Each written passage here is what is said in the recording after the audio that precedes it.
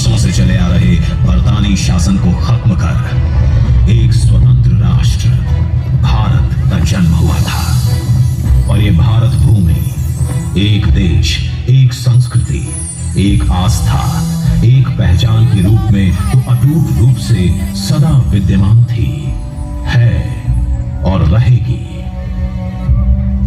आदिकाल से ही इस भारत भूमि पर लोग आते, बसते, रहते और अपनी एक विशेष जीवन पद्धति और आध्यात्मिक सोच को विकसित करते रहे हैं।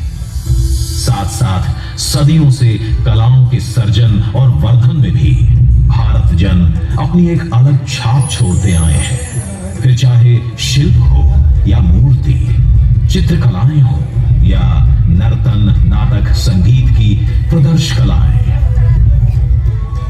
सिंधु सरस्वती सभ्यता के प्रारंभिक काल से ही भारतवर्ष ने संसार के आध्यात्मिक पटल पर अपनी सार्वभौम पहचान और अस्मिता स्थापित कर दी थी। धोलावीरा, लोथल, हड़प्पा, मोहनजोदाड़ो जैसी नगरपुर संस्कृतियों के बनने और बसने के साथ भारत भूमि में अंकुरित हुआ सनातन दर्शन, जो आत्मा परमात्मा के अद्वैत का संदेश लेकर पूरी दुनिया पर छाने लगा। इस आध्यात्मिक सोच ने कई मतों और 6 दर्शनों को भी जन्म दिया और हमेशा से अनेकता में एकता को मानने वाला देश संसार के सामने एक अद्भुत उदाहरण बनता हुआ आगे ही आगे बढ़ता रहा। कालांतर में इस जनतंत्र पर बाहर से आए आक्रांताओं और भीतर ही जन्मे भीतर घातियों की नजर लग गई। आपस की एकता टूटने और जनमत की अवहेलना के कारण देश की एकता खतरे में आ गई और हजारों मील दूर बैठी एक विदेशी सत्ता 200 साल के लिए भारत पर काबिज हो गई थी। किंतु अंग्रेजी सत्ता के खिलाफ पूरे देश में चले आजादी के आंदोलन ने एक बार फिर से पूरे भारत को जोड़ दिया। एक ओर सशस्त्र क्रांतिकारी थे तो दूसरी ओर केवल सत्य और अहिंसा की ढाल लिए महात्मा गांधी के सत्याग्रही।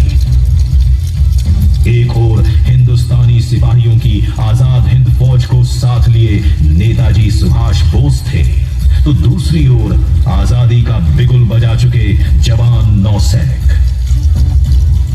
कुल मिलाकर भारत छोड़ो की आवाज पहली अंग्रेज सरकार के कानों तक पहुंच ही गई और यूं वो दिन आ ही गया जिसका बरसों से भारत देश को इंतजार था। स्वतंत्रता प्राप्त करने जितना ही जरूरी था, नए नए स्वतंत्र राष्ट्र के लिए एक नूतन मार्ग प्रशस्त करना और उसकी अखंडता को अक्षुण्ण रखना। सौभाग्य से डॉक्टर राजेंद्र प्रसाद के संरक्षण और डॉक्टर भीमराव अंबेडकर के मार्गदर्शन से लोकतंत्र की जननी धरती ने अपने लिए जनतंत्र को ही चुना। जनता की सरकार ने देश की बागडोर संभाल ली। वहीं सरदार पटेल ने यह भी सुनिश्चित कर दिया कि भारत की अखंडता और अक्षुण्णता पर एक खरोंच भी ना आए। दुनिया के सबसे विशाल जनतंत्र भारत में पिछले 76 सालों में अलग अलग मतों, दलों, गुटों से आए 14 प्रधानमंत्रियों ने स्वतंत्रता दिवस के दिन तिरंगा फहराया है और देश के जनगण से बात भी की है। किंतु इस नई सदी में एक नया युग भारत में शुरू हुआ। वर्ष में केवल एक बार लाल किले की प्राचीर से या कभी कभार जनसभाओं में और किसी आपात स्थिति या युद्ध काल में रेडियो टीवी से जनता से बात करने की बजाय हर महीने ही जनता के मन मानस की बात सुनने और अपने मन की बात जनगण से करने की एक नई परिपाटी रच डाली।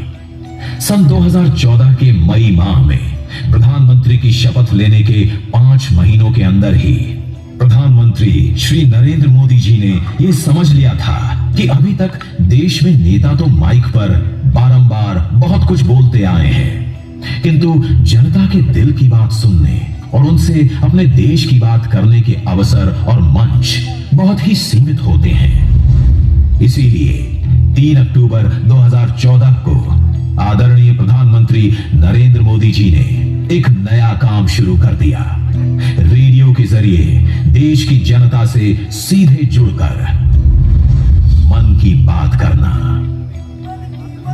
टीवी और कंप्यूटर के युग में रेडियो क्यों?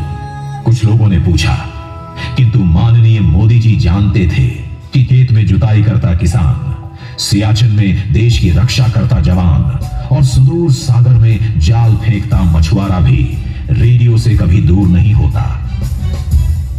इसीलिए जनता से पूरी तरह जुड़े एक गरीब घर में पैदा हुए पले बढ़े जननेता मोदी जी ने रेडियो जैसा सीधा सादा सस्ता साधन जन जन से जुड़ने के लिए अपनाया।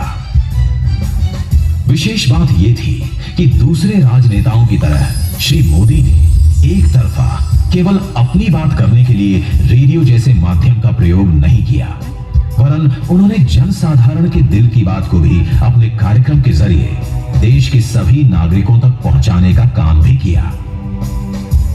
पहले ही एपिसोड में मुंबई के एक नागरिक गणेश वैद्यराजरी की बात की।